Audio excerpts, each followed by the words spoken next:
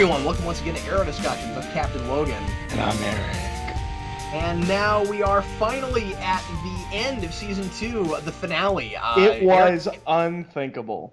It was unthinkable. I can't believe we are already at the end of Season 2. This boggles my mind, Eric. I feel like it was just yesterday that you and I were talking on the phone, and you were like, and I was like, hey, we should review the pilot for Arrow when it comes out, because you're a big Green Arrow fan, and I'm interested in that show. And then we finished reviewing it, and I was like, hey, what if we do this like every week? What if we made this like a regular thing, and here we are 2 years later, already at the end of the season. I'm thinking about things that in the first season I was calling as probably going to happen sometime soon, like Slade being off island and having crazy machinations, and that's what the whole season has been. I was thinking about that review of Green Arrow Year One we did, where I was like, God, I feel like we just did that. I know, me too. It's insane. So anyway, episode 23 of season 2, Unthinkable. Before we get to that, we're going to answer some questions and comments from last week. Eric, we said a number of things last time that a lot of folks disagreed with, and a lot of folks thought that the episode did that. Well, and we talked about both those episodes together. The last two. Well, a lot of people, there were some things that we completely kind of forgot to bring up with the first episode, just because we were doing two. Like the fact that Oliver had another bunker. But every explanation for the blood thing, I have a counter for, because it's still terrible and doesn't make any sense. Well, anyway, we're going to talk about all that stuff, but all I was going to say is there are a number of things that where people kind of felt like we missed things or something. So I want to address those things and talk about some other comments as well. So anyway, the first one comes from Andrew Cazzini, who says, hey, Cap and Eric, in regards to where Slade got his wealth from, it could be that he made his money from contracts he had carried out as a mercenary over the past 5 years. I totally agree with that. I wasn't so concerned with where he got the money as what his front was. Yeah, where do people think he got his money, and what do they think he does for a living? Yeah, because he seems to be a public figure. He was like before everybody realized that he was this crazy bad guy dude. He was like on the news and doing press conferences and things. I'm like, who do people? And he was supporting Moira. Yeah, exactly. And he seemed to be like publicly her biggest supporter, or one of them. Like where do people think that he came from? JT David, Slade's motivation would work better to me if after Shadow's father died, Slade thought of her as a daughter. That's interesting. And wanted to protect her no matter what. When Slade is injected with a Mirakuru, his mind makes him believe that he's Shadow's father, and when Oliver chooses Sarah, he blames him for failing to protect his so-called daughter. Now that she's dead, the last thing he can do is get revenge on the guy who killed her. That motivation would work better than the one given, in my opinion. Also, I mean, yeah, we can rewrite the show. I don't know about genuinely thinking that he's her father, but I think that works better than what they did. Yeah, that's a very interesting idea. Also, I wish they expanded on Slade hating Oliver this season, like Oliver doing things and Slade starts to hate him more, and when Shadow dies, it doesn't take much to push him over the edge and want to kill him. Yeah, I agree with that too. Let's see. Okay, so Eric, here is a very long comment. And we could add, and this is separated into sections, so we can answer these one by one. This comes from Nods, who had a very well thought out long comment, and he says, sorry, give me 1 second here. Okay, apart from the National Guard, Blood had a big part in running the city during the emergency so he could interfere where necessary and have any relevant info Slade may need. Blood also served as a figure for Slade's men, organizing them and leading the experiments, being a community organizer, such as with the blood drive, giving him info on people that could be useful and or experimented on. That's a good point, and I'm finding myself wondering if, just like with last season, I'm going to be more fine with the blood thing after I go back and watch the whole season. But I still feel like there's no reason, like, that could have been multiple characters. Like, we didn't need to be this one person. I feel like it could have been, I don't know, I feel like it's all one character because they wanted to set him up as the bad guy to reveal that he was working for somebody. And what is it? The National Guard thing I don't think makes any sense. Like, I feel like you could have achieved that by just killing the mayor. Like, if you just killed the mayor, you wouldn't be able to call the National Guard. or by strong-arming whoever the mayor Yeah, was. or just Like, paying him off. if you're in control, it seems like if you're just holding a gun to his head with all of these souped up super soldiers that you have, that was Like, how many my times do we see that in 24? Like this is. I feel like Brother Blood should have just been the cult leader guy, and we should have done more with the cult stuff. And he didn't need to run for like all of the mayor stuff is entirely superfluous. I feel. Now, I agree with people that we acted last time like there was no reason. Frankly, I forgot about that. Yes, I did not understand what the reason was. People are right, and a lot of people commented on that. That does seem to be the show's explanation for why he was mayor. The But National Guard thing. yeah, That's and I that's think that can be the not show's enough. explanation, but that's dumb. You could have Yeah, well, achieved that. I just don't think it's quite enough. Sid Part Two left a comment, and he and I talked about this back and forth a little bit, and he said that we were fixated too much on one line, but the deal is it is kind of an important line. I don't think it's just a line. I think it's I think it's kind of plot pointy when when Slade says get to work. I still don't understand what work he's doing. I mean, that's the thing, and so I don't feel like it's just a throwaway line or anything. No, It's like, because that sums up the so entire get to season. work, get to work doing what? Yeah, why have you Not gone out of your way to making put this sure. person in power? Well, that's what I'm saying. Is that like what does that mean? It can't just be get to work in not getting the National Guard here. That feels like it's setting something up, and then there is no payoff. It really feels like even those two episodes together, one episode leading into the next one, they didn't know where they were going yet, and there's this really weird retroactive backtracking thing with him. I still kind of feel that way. I mean, I like, feel so like everything like I they said, did with Blood could have been achieved by having someone in whoever the mayor is his office with a gun or just straight up killing them well, let me see what else this guy or with says money. about this, because he has some more points about the blood thing. For Slade, he acted as a red herring, allowing him to work behind the scenes until ready, just as Isabel was useful in taking over Queen Industries and would remain in power after Slade destroys the city. Predicting Waller's response, I thought obvious this before seeing the finale. Yeah, we'll talk about that a little bit later. I had a little bit of an issue with that. I wasn't sure that I bought that. He doesn't seem to have a plan after the city. Well, I just wasn't sure I bought that Slade, in all of his machinations through the season, that his big end game was set Waller up to blow the city up. That seems to be in the finale where it's going. Again, I kind of want to go back and watch the Does whole he season. even know Waller exists? Well, I mean, clearly he does. Um, so yeah, I'm just saying. Clearly he does after that finale. I get the sense that he must know, because he seems to know that that's coming. Oh yeah, I guess you're right. Well, we'll talk about it. He has like psychic powers in this episode. Blood always believed in helping the city and saw Slade's attack as a way to rally the people. He stupidly underestimated the destruction Slade wanted, as he had no idea how motivated for revenge and psychotic Slade would become. I guess, or had become. I guess my issue with that is just, again, as we were talking about last episode, or last show, that whole business of he suddenly um realizes that Slade is going to kill people, and I don't understand how he didn't know that was going to happen. Yeah, Like, it's I could see if with what this guy's saying, I could see if it was I didn't know he was going to do it on this scale. But the way the episode played for me, maybe if I saw it again, I'd feel differently. The way the episode played for me, it really felt like he was like, "Oh man, I didn't realize we were going to kill people. I didn't know we were going to go that far." yeah, I know as we are gonna do it. Like he was helping raise an army. It's not like he thought that they were like making like a team of like three guys, and then Slade was like, "Oh no, I made an army." He was actively involved in the process of making a super soldier army.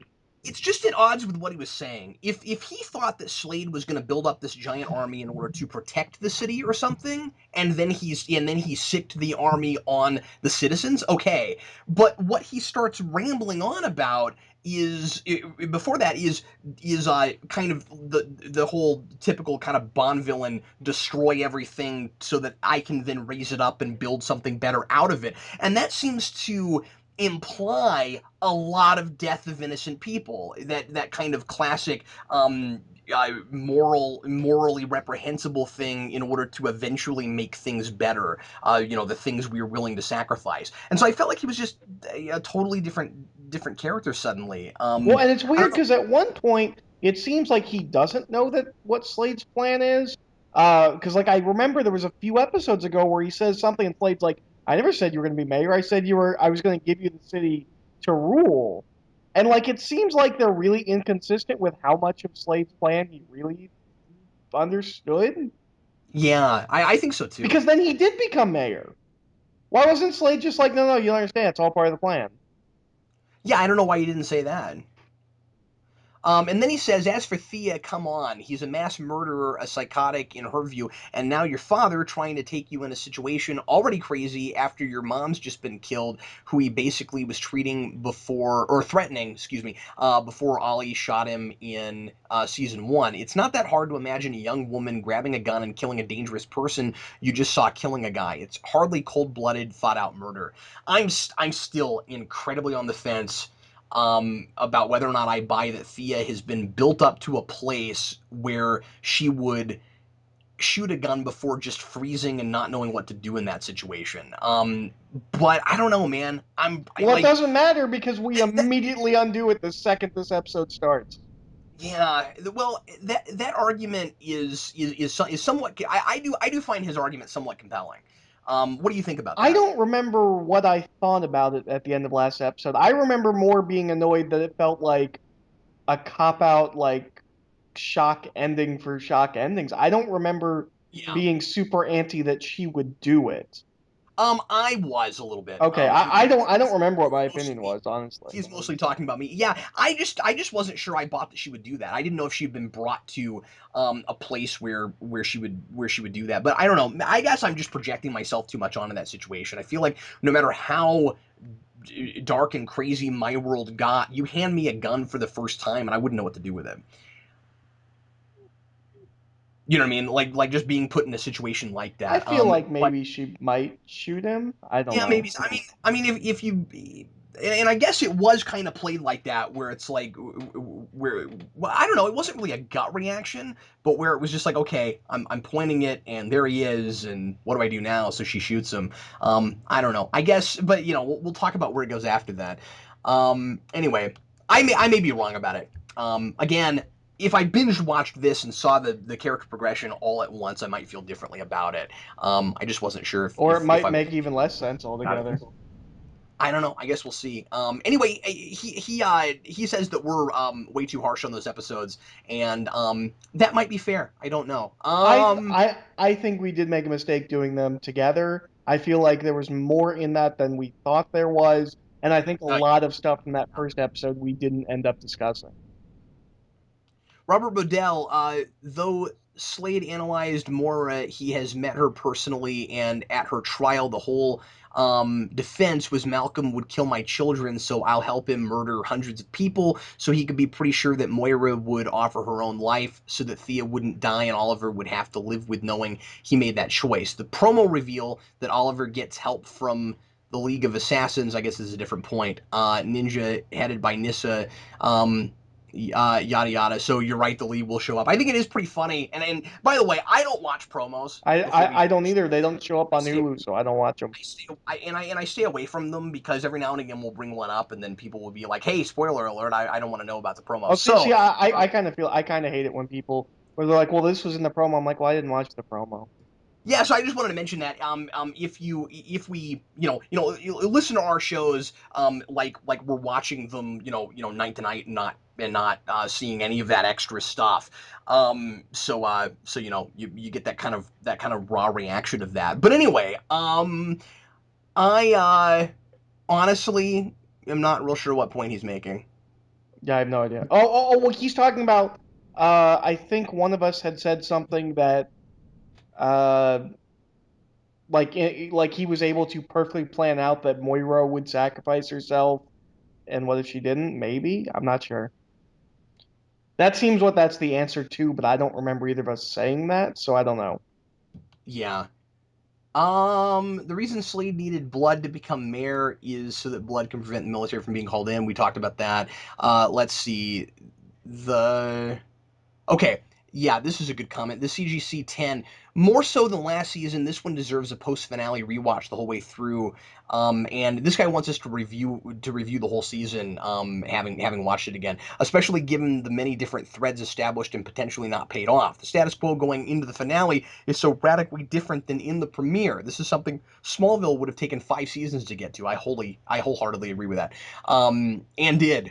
He says, I hope you guys will consider such retrospective, even though you did not do one for season one. I don't know if we'll have the time to get to doing that, but I can see why you'd say that. And like I said, I have been much more on a second time around, going through faster, enjoying season one, and I haven't been real hopeful that the second half of this season will hold up that way, but it may be that weird character motivation thingies seeming kind of arbitrary in the second half, and I do feel that way with a few things, and we'll talk about that with this episode especially.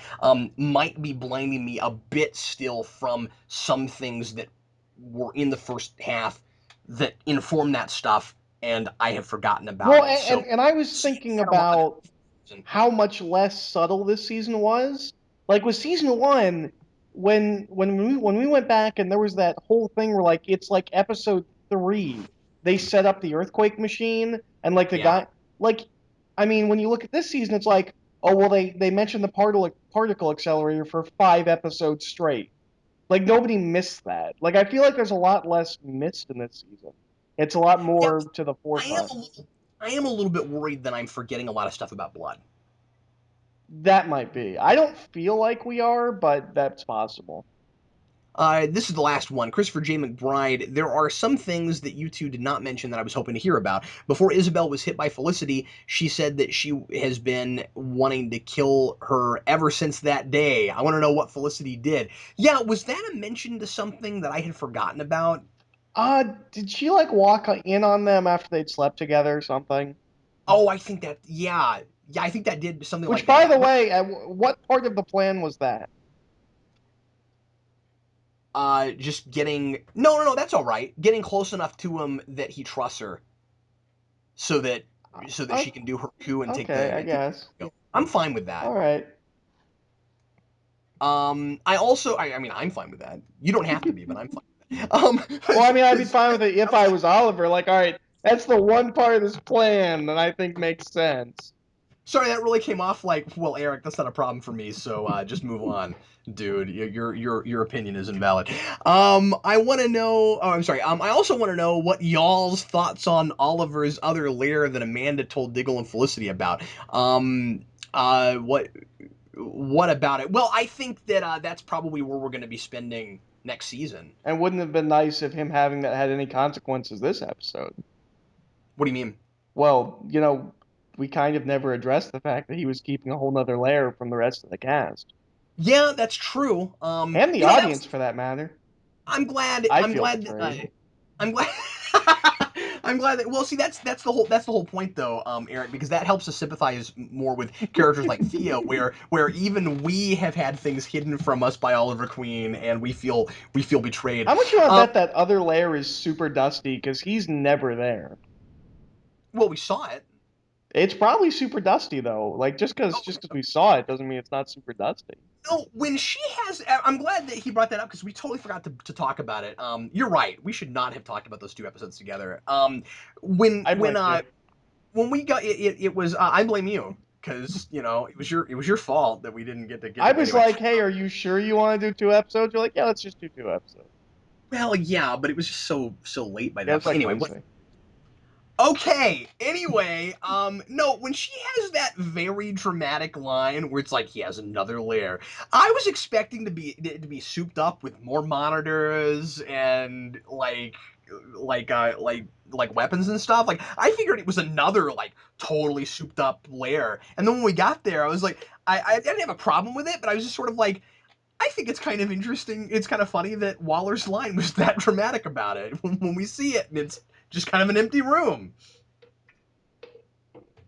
Well, I mean, if he was left to his own devices, that's probably what it would be. It makes perfect sense. And then he's okay. That's yeah, that's a really good point that you're making. No, and then he just brings in a whole bunch of dirt and he plants trees and one more thing. Are we gonna? There's a lot of like bowls of water that he slaps. Just all over it. Okay, I'm gonna read this next part of the comment. Are you ready? Mm. Are you ready? Okay, here we go. One more thing. Are we to assume that Isabel and Slade's army also hallucinate? Yeah, that was a really good point. That's a really, really good point. How did they manage? Okay, how could you possibly get an army on that stuff, considering how completely mentally unstable it makes you to totally follow your lead? Oh, Like we it have more seems like questions about Mirakuru this episode. don't you think a bunch of them would just branch off, do their own crazy, insane plans that are based on next to nothing, and wouldn't that be the likelihood? Oh, that's Um, that's season. That's what season three's based on. Is one of them sticks around and and hates Felicity for some reason. yeah, and he's got the ghost of like I don't know, like Clock King or something. Yeah, He's got the Count haunting him. We'll get that actor back. He's got the Count haunting him, and he's like, "He was my that's awesome. dealer, man. He took that away from me." Okay, let's go ahead and talk about the finale, and we'll do our general overview. Eric, where would you like to begin, I sir? would like to begin in the fact that I can sum this entire episode up with one word: Oh no, it's gonna be like that, is it? Okay. lazy. Um, I kind of feel that way too. This is the laziest, easiest way they could have ended the season in literally every single way. All right, go to town, man. Um, well, I actually have quite. I haven't for the past couple episodes, so I've got like scene by scene. Uh, let's see. We have a treehouse fight, which I never thought I'd see with grown adults. What do Uh, you what do you mean a treehouse fight? when they're in the clock tower and they're like coming up like the ladders and they're like closing hatches on them, it reminded me of like a fight scene that you'd see in like a treehouse. And I never thought I'd see that with adults. That's all. Yeah, well, that's funny. I didn't really think of it like that. Rufio, Rufio. Exactly. That's kind of funny. Like all we needed was the League of Assassins shooting or I guess it wasn't League of Assassins. I'm sorry. All we needed were like Slade's minions shooting like paintball guns or something. Rufy. Oh. Anyway, really, you're gonna complain about Oh, that? no, Okay. that's not a complaint. That's a Oh, compliment. I thought it was pretty cool. No, I did too. I was like, I've never seen adults have a treehouse fight. That's cool. Roy, okay, so if we're going linearly, which might be the best way to handle this episode, why don't we just go back and forth, and you throw out a point and I'll throw one out.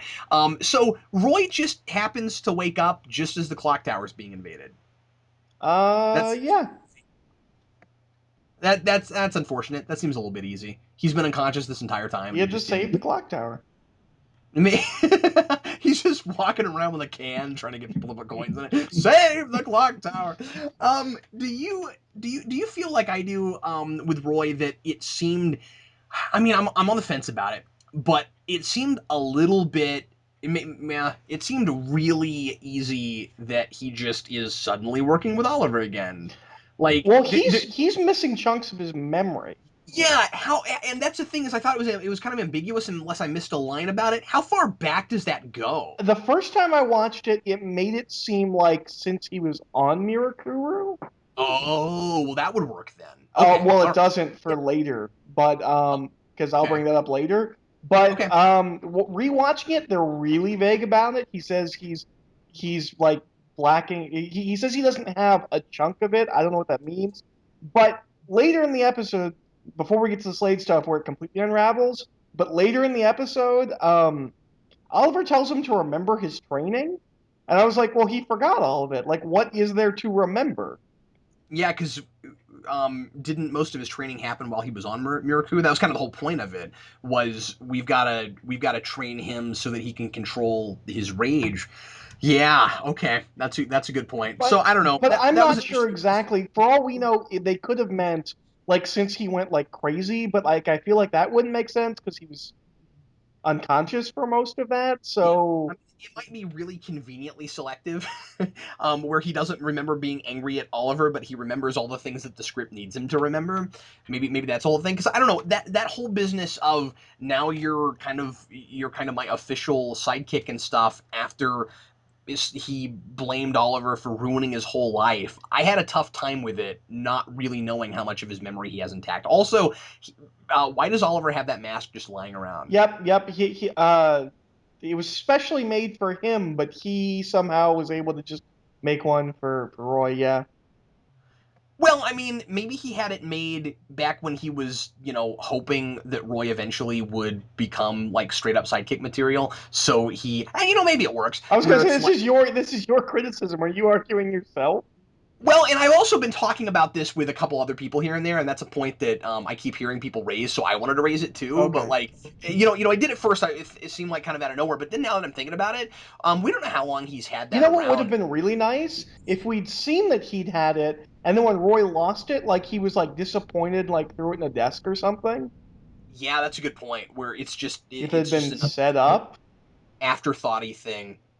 Yeah, Uh, I just feel like there's a lot of poor planning with. Speaking of wishing it was set up, Go ahead. man, I wish that Diggle's wife had been like a reoccurring character throughout the season and not just showed up for 2 episodes, so I'd care about them at all. Also, so that it wouldn't seem like they brought her in right here just so that we could have a big plot point dump to set up season 3, Yep.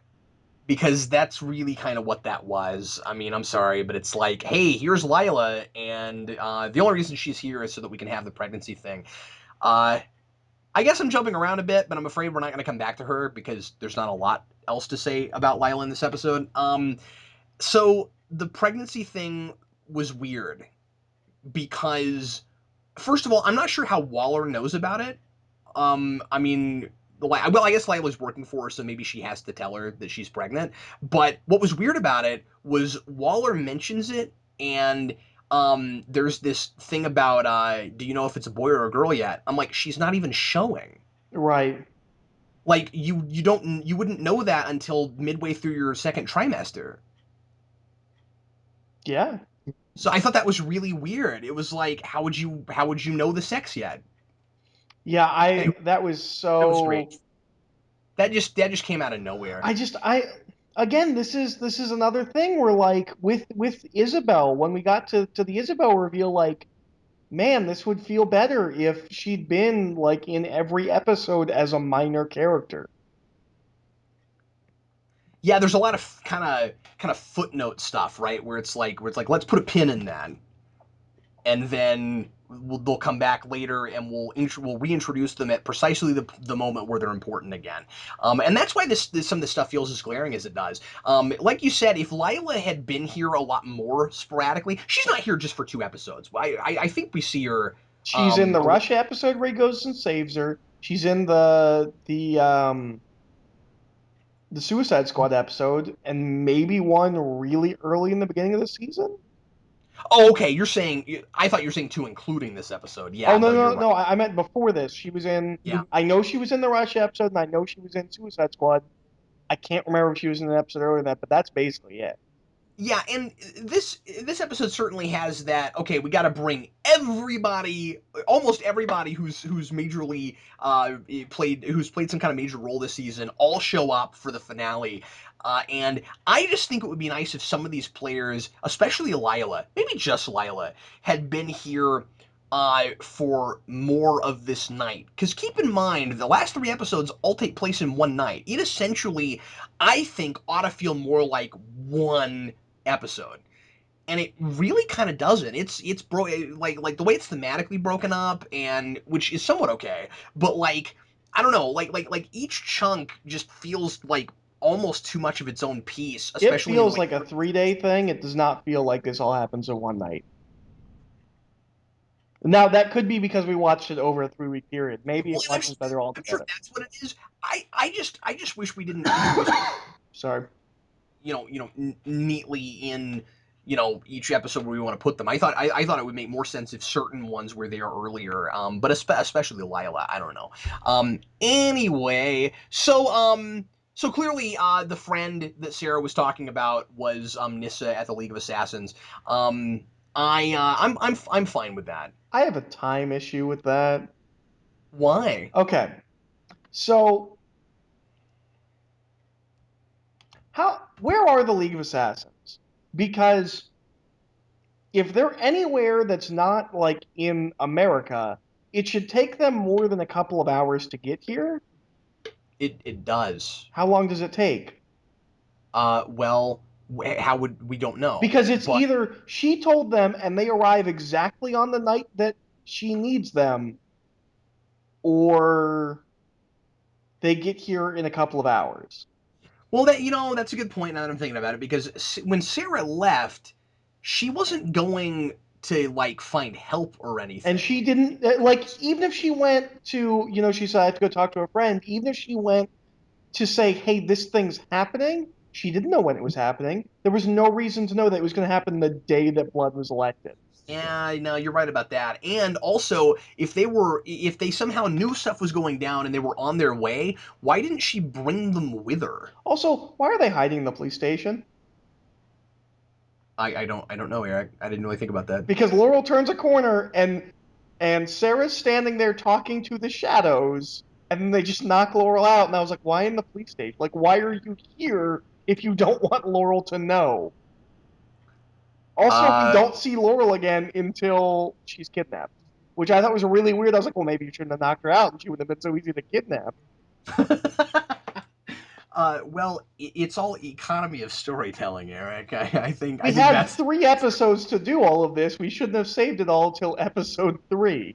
that's a that's a good point that you're making. I have to mention, it's a little note, but there's a flashback to when to the scene with Slade and Oliver and Thea and Moira, and it's the single worst filter I have ever seen ever on a standard television show because it literally made it look like a soap opera. It was like they put the soap opera filter on just for this flashback, and it looked horrendous. I have to say this, and I'm sure this is what you were going for, but that has to be the single most nitpicky thing you have ever said. It both times I watched it, it was incredibly distracting. That when we cut back, it's like it everything's super oversaturated, and it looks like the show dropped like uh like 3 channels worth of budget. Like it now looks like for that one 30-second shot, it now looks like we are daytime programming on PBS. Okay, so I really like that we get this thing, now a full 2 years in, with Quentin being on the complete total opposite end of the spectrum from where he was at the beginning of the show regarding how he feels about Oliver and his methods, and that whole moment where he says, "You've killed before, and I suggest you get back in the habit." I really liked all that. Yeah, I thought that was good. I thought it was weird that it seemed like just this episode we decided to start talking about Oliver killing and not killing. Like I feel Yes. like that hasn't been a theme for about half this season. Yeah, and again, I want to watch all these 3 episodes back to back to back because I'm really worried I missed something, and somebody help me out here. Last episode of the episode before, it runs together a bit. Uh, Arrow, Oliver has that whole thing where he says that the guys on the Mirakuru, we shouldn't think of them like people anymore, and so it's okay if we kill them because they're no longer people. And I had a problem with that because like you're trying to get a cure, so I thought that was weird. But then here he's gone back completely on all of that, and it's we can't kill anyone, and it's all in the same night. Like, what led him to that exactly? Yeah, nothing seems to have changed. What changed his, well, I don't think, I Maybe mean, like, it's that now I'm the assuming cure this week. worked and like they know for a fact Roy's come around, that now he's like, okay, well, now we know for sure we can help them. Well, that should have been made more explicit then, because there's not really any talk about, hey, let's go cure all these guys. But that's probably what it is. If that's what it is, then that's fine. But like I said, I just thought it was weird in the first place that he was like, these aren't really people anymore. And I'm like, but what you're working on is a cure. So yeah, I don't want that to be out of nowhere. What else? How did you feel about the way they took out Isabel? I was kind of surprised they killed her. So why was she in the season? What did she do? She did nothing. She went out like nothing. When you look at what Slade's grander plan is, which by the way there isn't a grander plan, he just rolls with whatever changes and happens. Um, it doesn't even feel like they need to take the company away. It seems like everything was leading to this big city attack, and who cares if Oliver has his company or not? Because at the end of the night, they were going to kill Oliver anyways. It seems like. Okay, I don't agree with that entirely. Yeah, I can see what you're saying that, but I do feel like if you went back and rewatched the season, you'd feel better about why she's there. I think that Isabel is partly there for the sake of backstory stuff about Oliver's father and how promiscuous he was, and I think that stuff is important. So I mean, I get what you're saying. She serves no purpose in Slade's grander scheme, but I do think that she has And it some was just some really anticlimactic how she just got taken out, and like it was almost a punchline where she was like, "Well, you forgot that I," and then she gets her neck snapped. Well, that is one of the examples of it feeling like they just had too many plot threads and they introduced too many characters and they didn't have really enough of idea of what to do with them. So it feels like all these kind of loose strands. Well, we I gotta think we one of got the biggest problems is that everything that and maybe they realize this, but so they kind of introduced three big enemies that should show up at the end. You have Slade, you have Isabel, and you have Blood. But all of them are tied directly to Oliver. They're not tiered, so like it wouldn't feel satisfying if like Isabel thought Diggle had died. It wouldn't feel, you know what I mean? They're all yeah. tied to Oliver. They all have to have a big showdown with Oliver, and I don't think you can do that without it seeming contrived. So they just kind of had to find another way around it. I think you sort of could if there was more of a showdown with each of them with all like I don't know if Oliver had been more responsible for their deaths or something Yeah, then but it doesn't really work out that way the but Isabel also felt like even more of a cop out with Blood because at least with Blood it felt like they were kind of trying to write something there. With Isabel, it's just she's just gone, and I felt like we didn't need her if that was what they were going to do with her. yeah I don't like that they took her out. I think I thought that there were more interesting things that could have been done with that character. Also, there's no reason that the League couldn't have just walked right in with them. Why did they have to swing into the windows? Just so that Oliver could be like, "We're not alone." Yeah, but anyway, with Isabel, I did want to mention that I thought throughout the season that a lot of the deal with her taking over the company was that's one more thing that Slade can take away from Oliver. I We'll get to it when we get to the end of this. I don't know what Slade wants. Yeah, no, by the end of it, I have that too. I'm just saying that before he acts like all he cares about now is killing the one person that he cares most about, even if his other plans fall apart. Yeah, I don't know. Maybe maybe it's a good thing if that Isabel was only in a handful of episodes to set her up because it's not as anticlimactic as if she was in every episode as a constant presence throughout the season. Well, what else do you want to talk about before we get there? Because I feel like that's kind of the big thing we need to get there. Let's see. I have a couple. Oh man, most of my notes here are actually about that thing. Let's see. I know I've got something else. Um, oh, well, do you want to talk about the and the fact that they did exactly what I said they were going to do, which is the key just stands right back up, and then, all right, I'm conflicted about this thing because I think it's an interesting direction to go with the character, and maybe the only one that seems logically built throughout the season, character wise. I can actually track where she started at the beginning and how she ended up here. Okay. It should have been better integrated with the episode because it has nothing to do with anything. She is just walking around town with her dad. It doesn't actually like. I don't even think they like get attacked by mere Kuru Oh, soldiers. that's I didn't even put that together. That's interesting. Yeah, what are they doing right then? Yeah, Okay. they're just on a walkabout. Um, My my big my big thing with Thea is I kind of feel like there's a lot of very contrived situation stuff in order to get her where they want her for next season. And I just don't think that it's naturally built up quite I right. agree, but I think of all of the characters, I can at least track where they put those situations, as opposed to Laurel, where I have no idea. She was all over the map this season. Well, the thing is, throughout the majority of the season, up until about the last quarter, I actually really liked what was happening with Thea. And here's the thing, okay? On paper, breaking her down at the end of this season, where you think things were going great, and then her finding out about Malcolm, and then her mother dying, and all these And things then falling. Roy.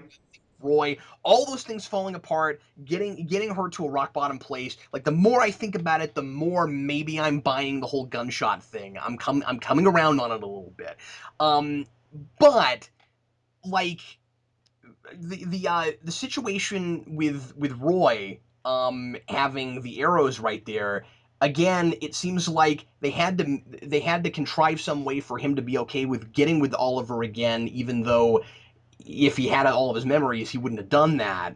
It's just so that she could find the arrows. You see what I mean? Like, I just feel like there's some stuff that's kind of just made up, that's not really character driven, just to get her to the place they want to get her. And I also feel like it makes sense that she doesn't trust people now. She's not trusting Roy because he's lying to her just like Oliver did. I do really kind of like the thematic implications of where we're setting her up, of uh, Oliver is, because of the lies he's told her, kind of turning her into sort of a pseudo like villainous type character. There's a little bit of a parallel going on with the background with him and Slade a little bit. I think that's all kind of cool. If I'm buying it actually happening, but the problem is by the end when she just like runs back to Malcolm after she tried to kill him an hour ago, I just don't know if I buy that that's what she would do. Can I talk a little bit about Malcolm on the Malcolm side of things? Yeah, well, but speak to that real quick. Like, do you did you buy that she did that? I I I I, didn't I buy it did so buy much it. to I Malcolm. Like, I wouldn't would just have. trust it. I wouldn't have if that thing. Like I feel like the thing with Roy is what pushed her over the edge. Oh, it is sure, but why would it push her to him? Like, why does she feel like she can trust him any more than anybody else? I mean, and certainly it's probably not a trust thing, but is it just she has nowhere else to go and she's accepting? Oh, I think it's Um, absolutely that she has nowhere else to go. Okay, and so she's accepting that nature has pushed her here. That like because there is certainly a lot of nature versus nurture stuff going on with her where because Malcolm's got that whole thing about you're my daughter and you didn't hesitate to shoot me and I'm proud of you and I like that. I thought it was kind of twisted. And then it's kind of interesting that Moira kind of raised her in such a way that got her to sort of this place too. So there is a lot of nurture there because there's some Malcolm kind of also in Moira, which is why they probably got together in the first place. And so how much of it is actually nature, how much of it's kind of Moira's fault, how much of it is Oliver's fault. So I don't know. I guess the more I'm talking about it, the more I'm liking it. Okay, I kind of like the Thea stuff, and like I said, I feel like it's the only character that actually tracks through this season, regardless of Yeah. whether it's contrived or not. What's Malcolm been doing all season? Because what is it that now he's able to come back? Because Moira sicked the League of Assassins on him. Why can he now come back? And the League's in the city, and they don't have a beat on him. And even and What really bothered me when we got to the end of this is, well, first of all, he's in a limo. I thought he was legally dead. Like, how does he still have money? But more importantly, in season one, he had a very, very distinct, clear motivation because of things that happened in his life. He seems like now he's just a bad guy. Well, I guess we'll find out. I mean, I don't really want to judge any of that until I know more because I feel like they're leaving that all very mysterious. Yeah, but even I don't know the way he almost feels like he's a different character. Like I I feel like in season one, everything he did was because of the death of his wife and wanting to get rid of the Glades. He hasn't mentioned anything like that at all in these past three episodes. well He now it seems just to just be trying to go to the dark side. yeah I And he suppose. has been officially announced as a full-time cast member next season. Yeah, I saw that, which is really interesting. Well, I mean that makes a lot of sense. If that's where they're gonna put Thea, then I guess he'd have to be. Oh, well, I mean, it at least means that we're not just gonna like, twice next season check in on them. Or, once every couple episodes. No, but I wouldn't have thought that anyway, because I mean that setup is a major setup thing, right?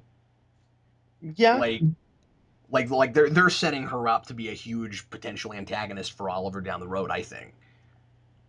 Yeah, but they could still do that every couple episodes, you know what I mean? Like Yeah, that doesn't have to be flashed to every episode. I'm almost worried that I don't know, that's going to be another plot line that they're going to have to constantly juggle. Um but okay, so do you want to talk about Slade and how literally everything in this season falls apart? well, yeah, I mean, I know I said this to you earlier. I feel like you're being somewhat hyperbolic. I don't think it all completely falls apart. I think that what you're missing, I think, and again, I don't know if I believe that this makes sense, but I think what you're missing is that Slade seems to know that the city's going to get bombed.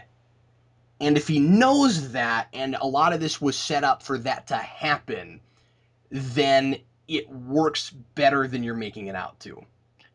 Um You see what I'm saying? Because you're making it sound like it's all about just him killing whoever Oliver well, I haven't cares. actually made that point yet in the video, so maybe I should explain that before. No, I know. Yeah, go ahead. Go ahead. Okay.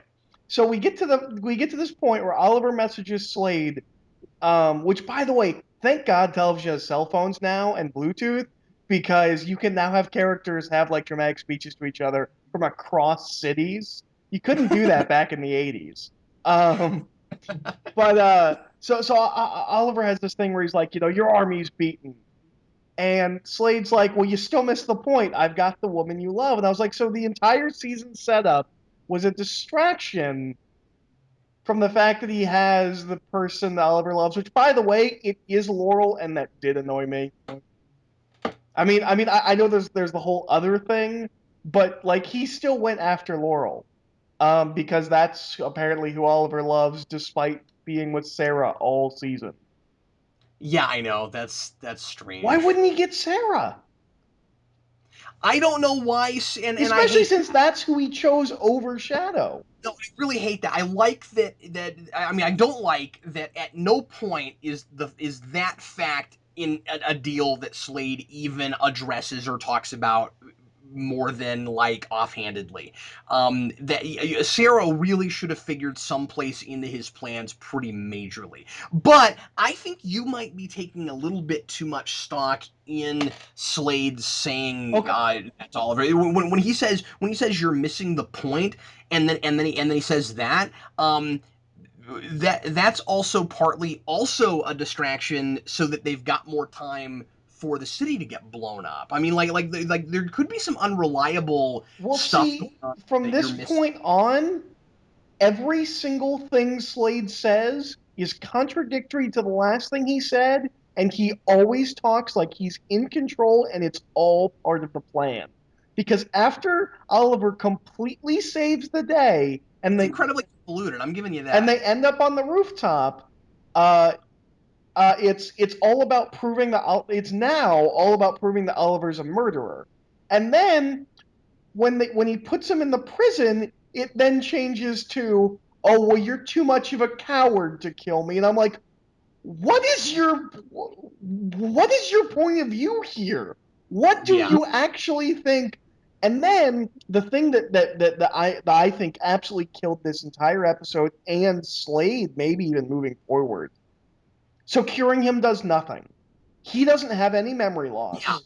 that is the biggest issue I have. I mean, I still think that the show wants us to just to go back for a second. I still think that the show wants us to think that Slade had everything figured out all along, and that he's like kind of throwing red herrings and moving people around and stuff. It is convoluted, but I think he has an end game.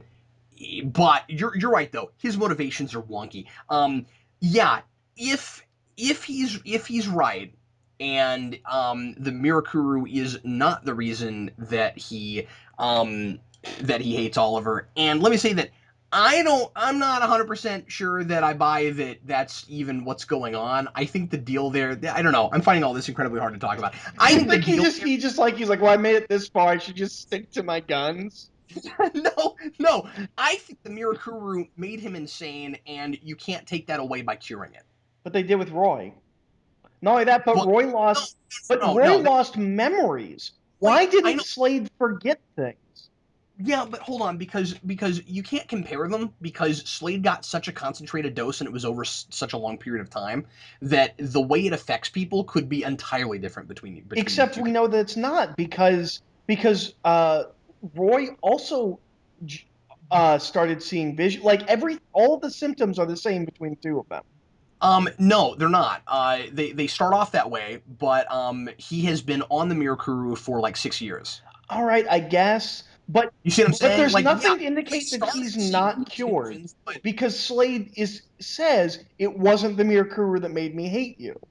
yeah, that's what he said. But I can't buy anything that he says because he's insane. I guess, I can't trust anything Slade says. He's a crazy but person, I and felt that's like the that other was thing. the I feel like writers. I I don't feel know. like what this. No, no, no. You're right about that. That it's hard not to think the writers are trying to tell us something with that.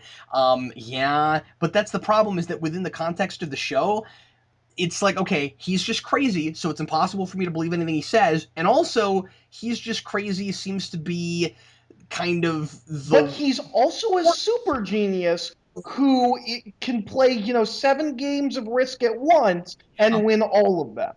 yeah, it just doesn't all mesh. The more I think about it, the more Well, it's and the kind of thing that really bothered me when he was like, "Well, it uh, wasn't the Mirakuru that made me hate you," was for me and you. That was our gimme to the show. Was yes, that that's the whole point I'm trying to make, Eric. okay? Is that he is the show before this was saying he's just insane, and so his motivations kind of work, and he's worked himself up so much over the shadow thing that he's just gone off the deep end with it, and he's overblown it to this crazy place.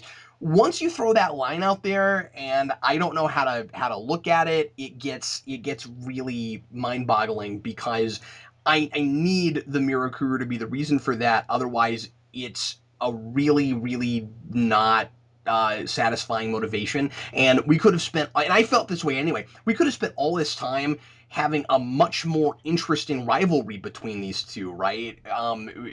Making it more about some kind of like uh,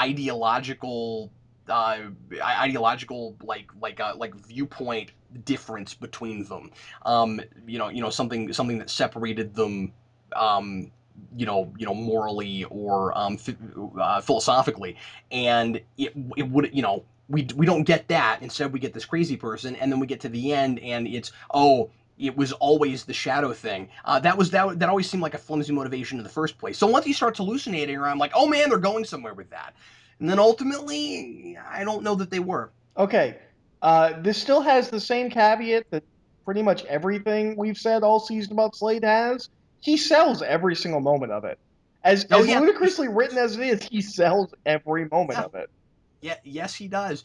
Can we talk about? And by the way, let me also say that I thought the way that they edited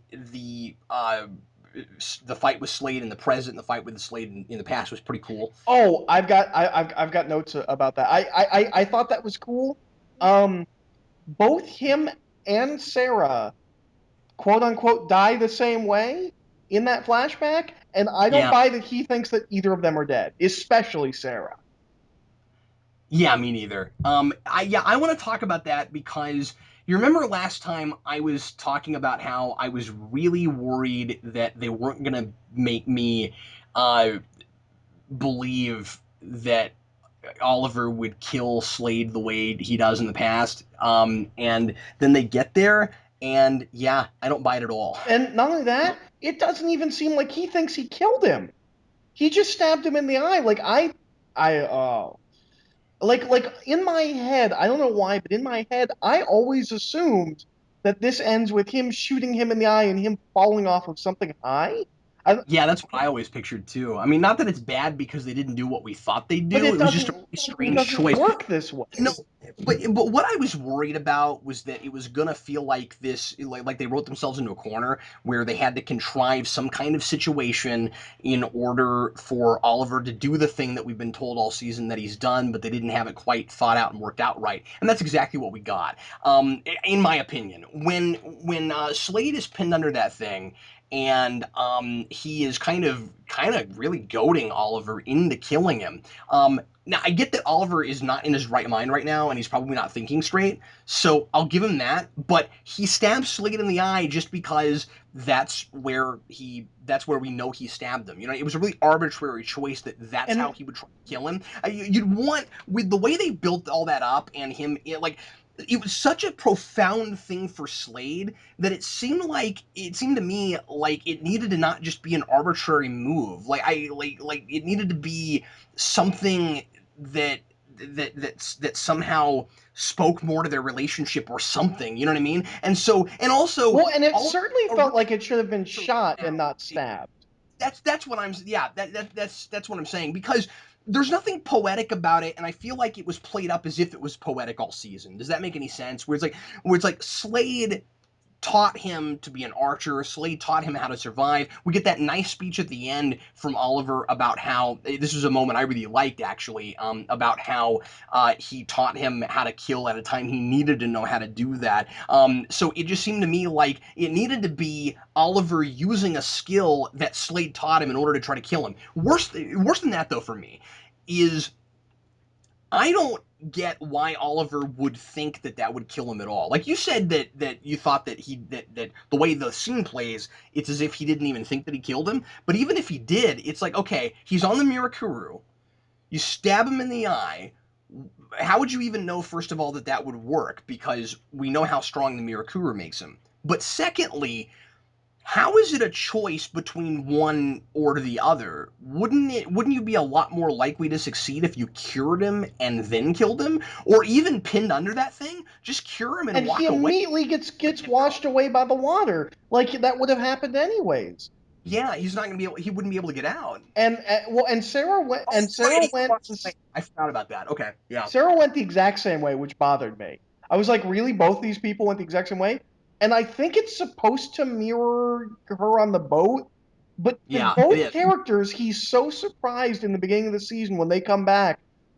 I feel like it's like, well, I didn't know for sure that you were alive, but I'm not surprised. He was a little bit less surprised by Sarah though, if you'll recall. Okay, I don't Well, recall. well, maybe actually, maybe no. He is pretty surprised by that. Now that I'm thinking about it. Yeah, He okay. has no Uh, reason to think she's dead. She literally already survived that exact situation. and she's a lot more capable Yeah, I now. was about to say the exact same thing. Okay, all right. No, you're right about that. So I don't know. I'm sorry. That whole scene just doesn't even kind of play for me, and I thought it was really And I was disappointing. so worried that we were going to get there and it wasn't going to play, and it did. Also, how does the mask get to that Don't place with know. the? Don't. I can't wait to see how they contrive that. How are they even gonna make that? Because like Oliver's not even on the island now at the end of the season, so like I don't know how that all that happens, but Okay. Anyway, I don't know. I feel bad that I'm this down on the episode because the thing is, while I was watching it, especially the first time, I really had a lot of fun with it. I liked it a lot more the first time as well. It's a it's there's a lot of fantastic action, of course. The show always is great at that. I thought it was a lot of fun to see the League of Assassins come back. I thought I that was a little, well, I said lazy. That felt like a really lazy, easy way to just be like, oh, well, there is no way that we can write our way out of this situation with the characters we have. So the League shows up. Yeah, well, and they sure tried to make us think that it was hey, we're paying off all these things we set up earlier in the season, but it feels a lot more like we're just bringing them back because you've seen them before. Those are two different things, and I felt the same way about the Suicide Squad because they don't really get to do much of anything. Yeah, no, that and they don't really explain why the bomb in their head's not a danger. Oh yeah, that's a good point too. Um, because Deadshot makes a really big point of that, and then I was like, she's standing right next to the control panel that we know blows those bombs up. So we've been talking about this for an hour already. I still have more notes. Okay, well, I'll let you get to those. Can we talk about Sarah for just a minute? Yeah, are we going to talk Because about her leaving? Because that's part of my notes. yeah, I don't like it, Eric. I have a really hard time with it because I feel like last episode was pushing her in this direction of, oh man, look, I really can be more than a killer and not and like I can be a hero when they have that situation with her saving that person in the burning building. And now she seems way too okay with going back to the League, which is a League of Assassins. It's not like just because Oliver got them to not kill a bunch of people in this episode, she's going to get to go back and they're not going to be killers anymore. Why is she so okay with this? If they played it like this tragic thing that she had to do in order to get them to come help save the city, I would have been a lot more Which fine is with a it. major problem I have because when she That should leaves with them, somber. she makes this she's smiling and she makes this big deal. She says, Yeah, "Tell my mom for the first time in my life I'm deciding my own fate." she's She's happy about but she's not deciding her fate. She has to come with them because they came to it. It's a help deal her. she made. Yeah, Yeah. that's a deal she made. And couldn't we have done something like I think it would have been really interesting to do something that would match with that leading up to it, where she decides that for her that she and Oliver are just different people, and that for her it's actually better to be a killer. Wouldn't that be really interesting if they played both sides of Well, and that? it would have been interesting if they'd set it up all season as opposed to like those 2 episodes we had right before the finale. Yeah, I mean, throughout the season, there's a little bit of stuff about it here and there where she's a little bit tortured about how she has to be a killer now, and she's never going to be anything else. But man, I just don't think it plays as a natural conclusion to her character arc. Except for the I whole think rest of the it's season where she was something else and there was no mention of killing until the Huntress episode. um. Well, I guess I guess she just wasn't in a position where she ever really had to.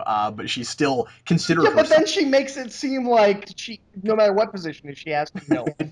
She Yeah, can't uh, not kill. That's what she is. And then I'm just gonna read my note. that's a good point. Yeah. I'm just gonna read my note for the end of the scene.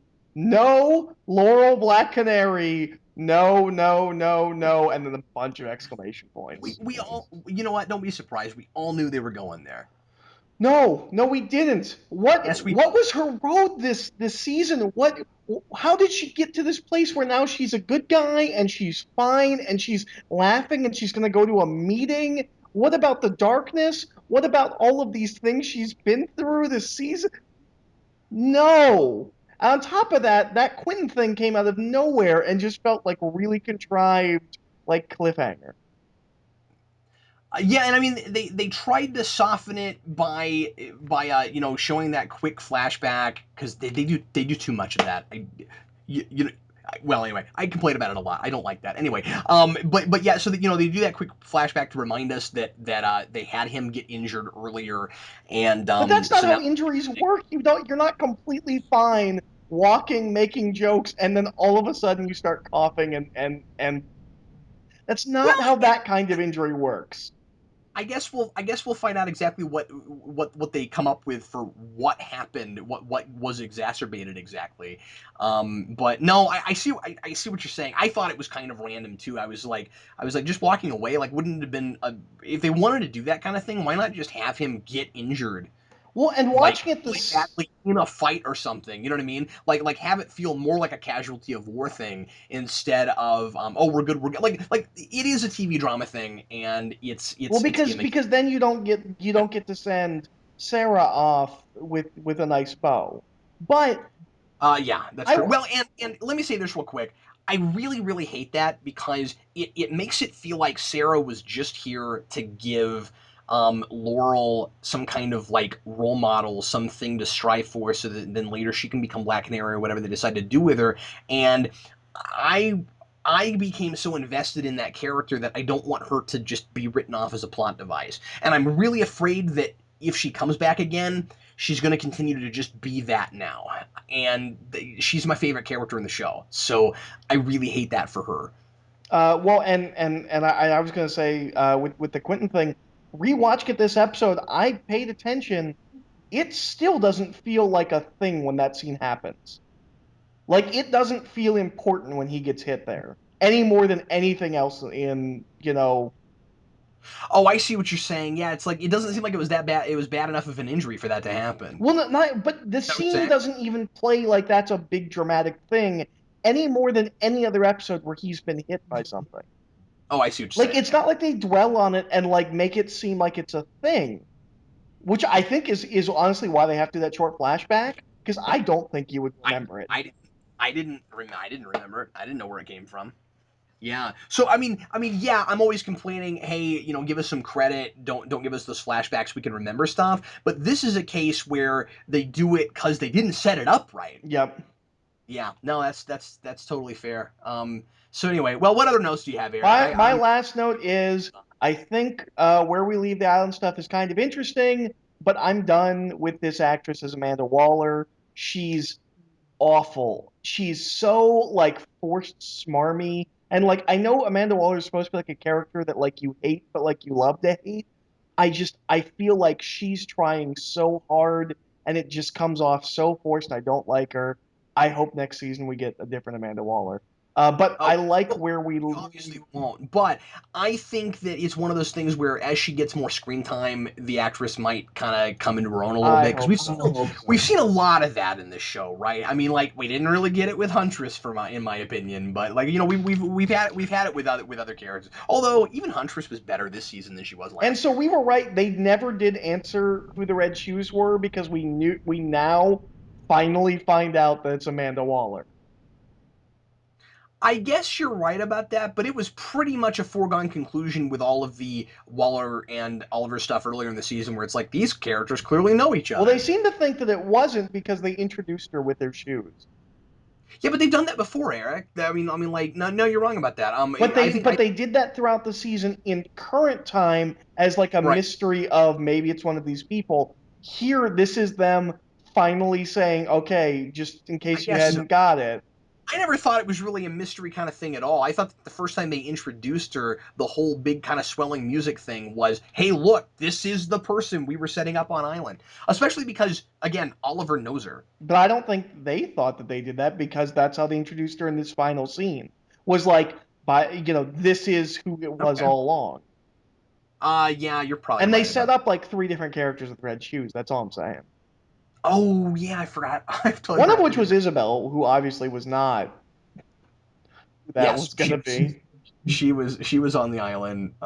She also had a very convoluted plot to go after Oliver God, it would Queen. give Summer Glau something to do because she didn't get that all season. I you know, Eric, I really feel like you're going to go back and watch the season again and feel a little bit better about her appearances, and then just wish they hadn't killed her. Because I have much less of a problem with what exactly they did with her, and more of a problem with just leave her alive so she can actually do some stuff outside of Well, Slade. yeah, I mean, biggest problem with the way they killed her and Blood is if you get Slade out of the equation, suddenly these characters could be really interesting after all of this, with all of this behind them and in their history. And I think super missed opportunities to not use one of them as a big bad later on. And the only other note I have is so um, which actually opens with my worst line because I have a worst line for this episode. Um, so is this them officially closing the door, saying that Felicity and Oliver are not going to happen? Because I felt like that scene between them on the beach was like a pretty official, like, look, I know this is never going to happen, kind of a Yeah, thing. that's what I thought. I hope so. I hope that that was the um, It was either that or it was opening the door. Either of those is possible right now I hope it's closing the door. because Oliver isn't with anybody right now, That's true. He does is not the like to most, be alone. and she is the most stable person in his life right now. I But he am loves pretty. Laurel, and Laurel seems to be on the complete up and up now. That's true, and that could start just straight up happening. I feel like if they start sending her, and considering how quickly the show likes to get stuff done now, if they decide to start her on the path to becoming Black Canary pretty quickly, it would make a lot of sense if she and Oliver were dating during that to try to kind of do the comic book thing Hey, of I know their super. you were with me, and then with my sister, and now you're back with me. That's not weird, is it? Yeah. No, actually, Oliver, it is weird. And It's then it's somewhere in there, you're with that girl that tried to kill you that slept with your dad, But we all know that we're in a somewhat soap opera-y TV show, so we'll just go with it. especially with that Uh, flashback. any People anyway, comment. People comment. Did anyone else think that that was just like the worst filter ever that made it look like a soap opera? I I can't mean, be alone in this. I can't believe you're so fixated on that. I did not even notice it. I noticed it both times. Because it was such a Okay, dramatic scene and they made it look so cheesy and silly. let's quickly go to best moment, worst moment. What was your favorite moment, Eric? My favorite moment's one that we didn't actually really talk about and Oh, has okay. one glaring problem, but I liked it kind of as a whole. Well, it's got two glaring problems. Wait, you can't like praise any part of this without also condemning it at the same time. Well, it's got two glaring problems. One All of right. which is everything Slade. But I did, as a standalone scene, I liked the scene in the prison. I liked Oliver's whole thing about you made me a killer when I needed to be a killer, and now you've helped me become a hero when I needed to be a hero. Um, Yep, I had the same thing. That was my favorite moment. Also, I wrote that. I can't believe we had the same one for this episode. And I got to tell you, man, I just wish that had been more the crux of the whole season. well, and you know what I really, and this is the thing that I hung my hat on, I guess, for lack of a better term. This is the thing I hung my hat on when I walked away from this episode the first time was I feel like we had two seasons of origin story, and that now like he has this prison where he's going to put his bad guys in international waters where no one knows they are, and he's not going to give them food or water. Um, and like there's a place for the bad guys to go, and he's 100% a superhero now, and he's not going to kill. Like I feel like that scene really sets up like what this show is going to be moving forward, and I really dug it for that. And Yeah, I did too. Although the whole no food water thing, I'm I'm joking. confused by that. I know we're never gonna Is it address that. We're still gonna assume they get it, but well? But I was gonna say something about it. Is it still actually run by Argus? it seems abandoned and like no one knows that it's there. Because if it was, Because then there's that no would. other prisoners there. It's not like Argus is keeping other people there. No, but maybe since that was a facility that they had there and they still technically own it, maybe it was. I mean, I'm just spitballing for the future. Maybe it was a deal that he worked out with Waller because we know that we're going to get a lot of Oliver and Waller stuff next season, and I would imagine that a lot of that is going to parallel him having some kind of relationship with her in the present. So I would imagine that maybe what they're setting up is Oliver having to work with Argus and it morally compromising his whole new heroic mindset. That's where I think all that's going. Maybe you're right. But anyway, okay, worst moment. This shouldn't be hard for you, Eric. It is. It's hard to pick one, Oh, but it all comes down to that rooftop where Slade's entire ideology and motivation just unravels, and the writers, it was so bad, and how just every single line of dialogue he had was like, "Look, I know that you've stopped everything I've done to this point, but I planned for that, and this is really what it was about." Well, um, you didn't kill me? Well, that's because you're a coward. It was yeah, and one more person has to die, except that my whole actual plan is that everybody dies. Well, and my plan beyond that is that you have to kill me to prove that you're a murderer because you know you are. Even though I'm kind of banking on Waller nuking the whole city and me being there when it happens before you get the chance to kill me It's in order to. all part of the plan. What am I missing? Yeah, okay. Well, anyway, yeah, my worst moment was Oliver trying to kill Slade in the flashback because I just didn't think it played right, and it kind of, I don't know. I had been waiting and waiting and waiting to see how they pulled that out, and I don't think they did, and that's kind of sad in my brain. All right, let's see. Let's do a favorite line, Eric. My favorite line is the same thing as my favorite scene. It's that whole line about, you made me a killer when I needed to be a killer, and now you've helped make me. It's just that line. But I do have a Yep, worst line as well. that was mine too. All right, go ahead. Okay, it's a really minor thing given how much I've complained about this, but out of nowhere, with no prompting, Diggle just turns to Oliver and Felicity and just goes, "How about I give you two a second?"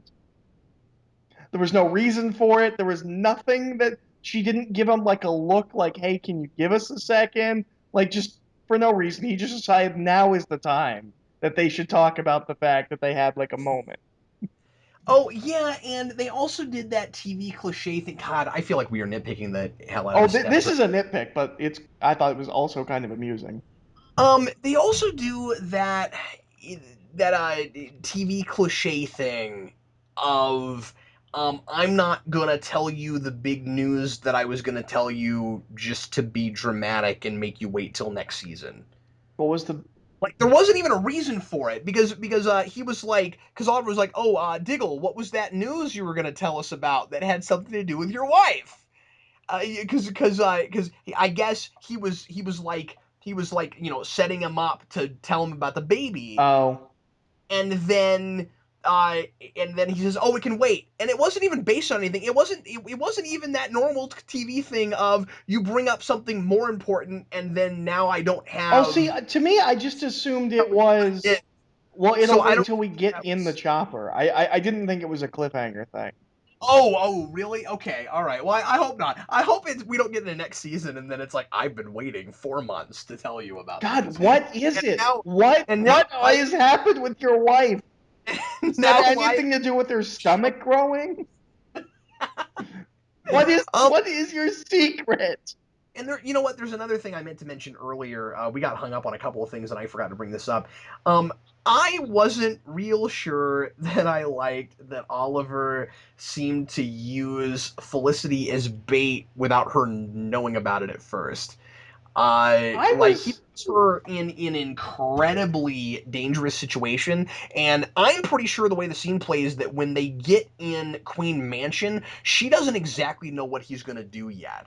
And I felt like he set her up that way so that her reaction would be more genuine, because, or maybe he told her a little bit sort of the the plan, way but the she didn't know. flashback plays. It seems like she doesn't know till he puts that thing in her hand. That's what I'm saying. Well, because he says the thing is, if they had had a conversation earlier and they had it all figured out, he wouldn't have had that wink, wink thing where he's like, "Do you understand?" Meaning, I'm not really saying I'm in love with you. I'm playing for the camera. For Slade's camera. Maybe the idea was we don't know where Slade has cameras, so we can't talk about it ahead of time. But they plan other Oh things. no, no, because he knows where the cameras are. See, I took it a completely different way. I thought this was entirely playing for our cameras. I thought this was just playing to the fans that want them together and jerking them around for a little bit. Well, it sort of kind of was, but also it was a decent plan. What was weird about it for me, like I said, was partly just that before she has a chance to know what the plan is, he's already put it into motion. So he's putting her in this like incredibly dangerous situation, and she doesn't get to know about it before he puts her there. I don't know how I feel about that. But the other thing is, he comes up with it because she has that line where she says, "Why don't you let Slade?" What was it? It was like, why don't you let Slade trick you? And with a line like that, you'd think she says that because she has a plan. She has an idea of what he ought to do. And then he takes that and runs with it, has this other plan. I thought all that was kind of strange. Going back to that episode where she's all sad because she doesn't have any scars, after this and the serial killer coming after her and She's not everything, going to have a problem anymore. well, everything that's happened, she doesn't have scars through no fault of her own. She has not been in dangerous situations after this. Yeah, yeah, exactly. No, I'm telling you, man. By season 5 of this show, she is going She's to just gonna be be. Two Face. What I was going to say is, by season 5 of the show, she is going to be the Wesley Wyndham Price of this show. I hope so. I You really just do. wait. She's gonna be like ultra super dark, and she's gonna carry She a crossbow. I mean, she's she's gonna be sleeping with bad friends. guys and not really care. Yeah, and she's gonna have people in her like tied up in her closet, And then we'll like that. get the episode where like she gets hit on the head and reverts back to like how she is in season one, and it'll be so much She's fun because we forgot what she was like because we're so used to how dark she is. she's gonna have this like crazy knife thing that pops out Oh, of the her. James Bond sword! Yeah, she'll have that whole thing going And then she'll on. accidentally shoot it out, and it will go everywhere. It'll be really funny. It'll probably be a penis reference. She'll constantly have stubble. Anyway. Well, what else do we need to talk about? What's the big idea? So the whole fight the unthinkable thing. You fight the unthinkable. You have to be willing to do the unthinkable. I thought it was kind of interesting that we named this episode Unthinkable, but then it ends on this like really kind of positive note of I was Oliver so doesn't have to. disappointed by the fact that it was called Unthinkable, and they took the easy out to pretty much everything this episode. I thought that was such a brilliant episode title, and I guess I just expected to be mortified. yeah, when you name your episode Unthinkable, I'm thinking you're going to do like I would never see this coming. It's so unexpected. Especially this season, right? Because we've been so impressed Yeah, and they've done with a lot of how that the stuff season this season. it keeps pushing envelopes. We're going, wow, that's way farther than we thought you guys were willing to go. That's cool and sophisticated and surprising and edgy and whatever it is. I Um, never expected this season to end with Oliver and Slade sitting down and talking out their differences. I did you know, not see that coming. what I think it is? I think that the writers probably thought that they were subverting our expectations by killing all the big bads except for Slade. But it was really just anticlimactic and disappointing. I well, not to put too fine a point on it. All right, so we did favorite line.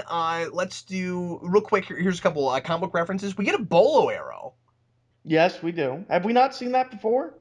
I don't know that we have. It was the first time I remembered We need seeing more it. bolos in television, period. Or I if miss so, bolos. yeah. Or if so, it's been a while. I thought it was kind of fun to get to see that again. Bolo, obviously, favored weapon of Kraven the Hunter of Spider-Man fame. um, and then let's see. Oliver tells Slade that he's in purgatory, which of course is what Lian Yu means.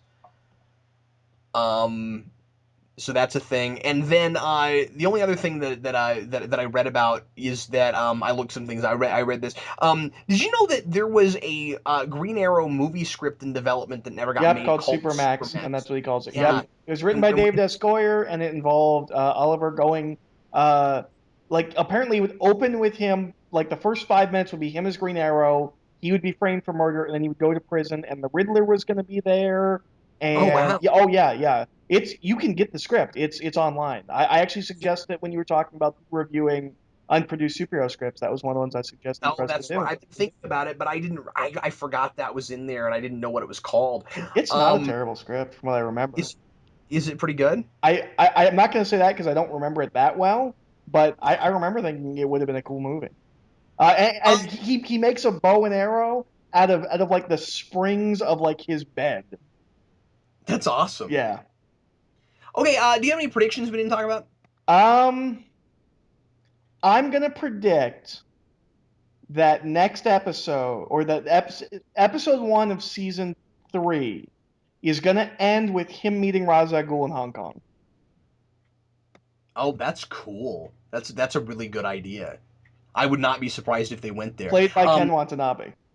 Right. That really just need Oliver Queen. You cannot lead this man. They've got to have Ra's al Ghul show up pretty soon because he's name dropped a lot this season, and I think we maybe even heard Nissa say daughter of Ra's al Ghul once again this episode. I forget, but anyway, I don't know. Like that needs to. I don't want the show to keep doing the League and never actually do Ra's al Ghul if they're gonna keep mentioning him. I would have been fine with a League of Assassins that didn't have Ra's al Ghul in it if they didn't want to do Batman stuff, but I kind of hope we get him. And I'm gonna predict that first episode next season, Solomon Grundy busts out of the grave and starts freaking out. That's not gonna happen, but it really Oh, needs it was to. so annoying. They kept setting it up and like it made it I'm seem kind like of it was worried a about thing. him. Yeah, now I'm kind of like, oh, maybe they're not willing to go that far. I mean, the thing is, if you go back and watch it, and they never actually do it, what they did with Solomon Grundy was pretty cool. So like, I won't mind it, but on the other hand, kind of wanted to see that. Uh, I guess I have just questions. When will Slade inevitably show up again? Like, they're gonna bring him back. You know what? I'm calling this now. If not season three, then season four, but I'm gonna say season three. I think that they're gonna use Slade as Hannibal Lecter.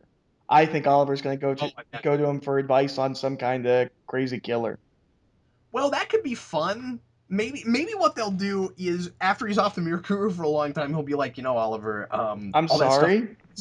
made no Let sense me at all. start with I'm And, sorry.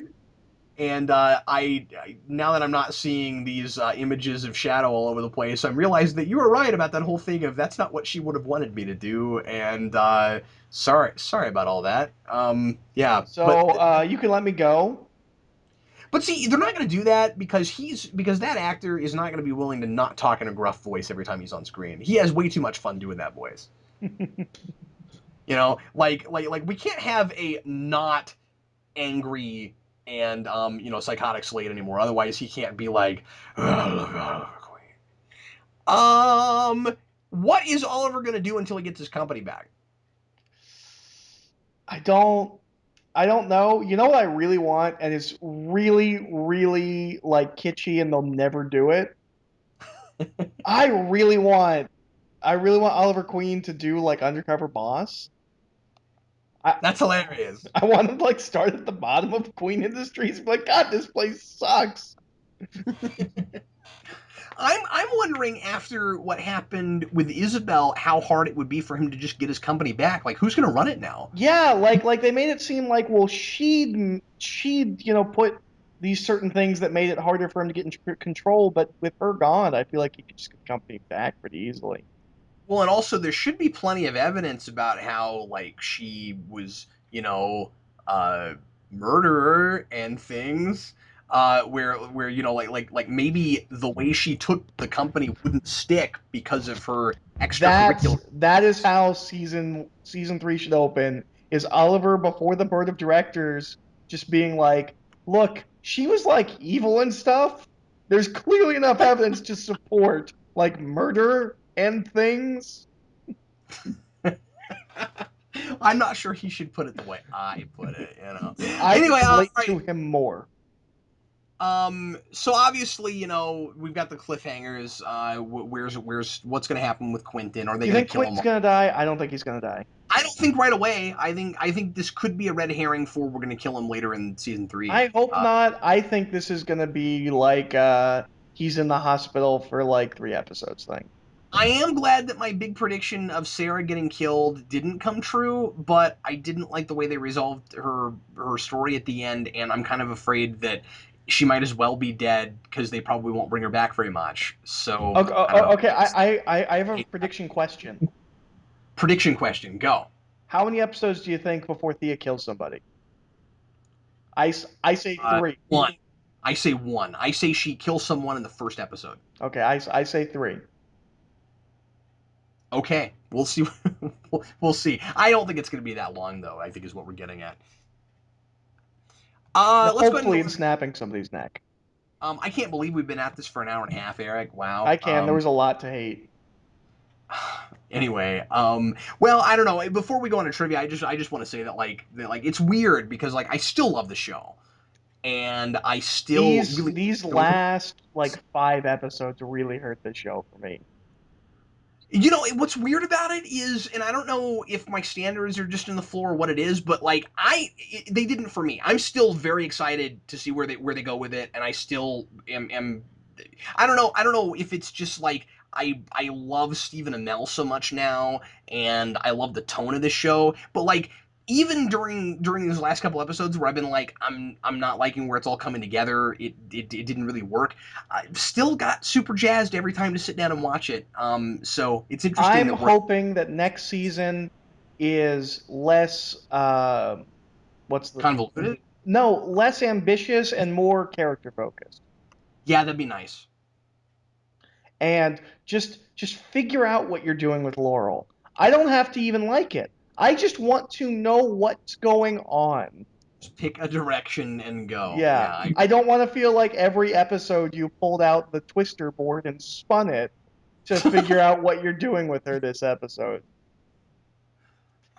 By the way, I don't think that's going to get any better in rewatch. In fact, I bet you it's worse watching it back to back. um. All right, let's go ahead and go on to trivia. What was your trivia question from last time, and what was the answer, It Eric? was a really easy one, which was what is Green Arrow's favorite arrow? It's And boxing glove it's arrow. his boxing glove arrow because him and Hal Jordan used to go to the to the fights. Actually, it's something that kind of isn't used in Green Lantern anymore, but he used to make boxing gloves with his lanterns a bunch because they were buddies. They're not buddies in New 52. Oh, that's sad. I didn't know that. Well, have you seen? They might be the same person for all I know. I've never seen them together in the same place, at the same time. Oh well, yeah, you're right because Green Arrow's not on the normal Justice League, and I haven't seen Green Lantern show up in the Green Arrow books. So They're probably the same person. That's probably the big twist at the end of Forever Evil. no, they're not gonna do that. What? He's Okay, just gonna take off the Domino mask and it's gonna have the Green Arrow Domino mask underneath it. my question for last time is like you couldn't tell who I was because I wasn't growing a Because beard. I was wearing Um, 2 Domino masks. I don't have a hood or a beard. But I'm still green. Anyway, my question from last time: what is Starling City's motto, as seen on the crest in the opposite of the mayor logo? And it is pride in all. I was hoping it was moving on up to the big times. It's not moving on up. Eric, what is your question for this week, sir? Do we have to do one? Oh, you didn't do one? Well, I said I was gonna come up with like a super hard one, and you're like, yeah, I was gonna try and do that too, and then I thought we weren't doing them because it was like a 4 month break. Okay, Well, honestly, we didn't do this for Shield this time either because me and Manos had a similar issue. But I don't know. I wrote one, but we don't have to do it if you don't want to. you do it. I'll real fast try and come up with one. Okay. My question is, and I think I'm right about this. I think there's at least one answer to this. Name a recurring character from this season who hasn't died yet that didn't come back for the big finale. Name a reoccurring character from this season who hasn't died that didn't That come didn't back for the big come back for the big finale.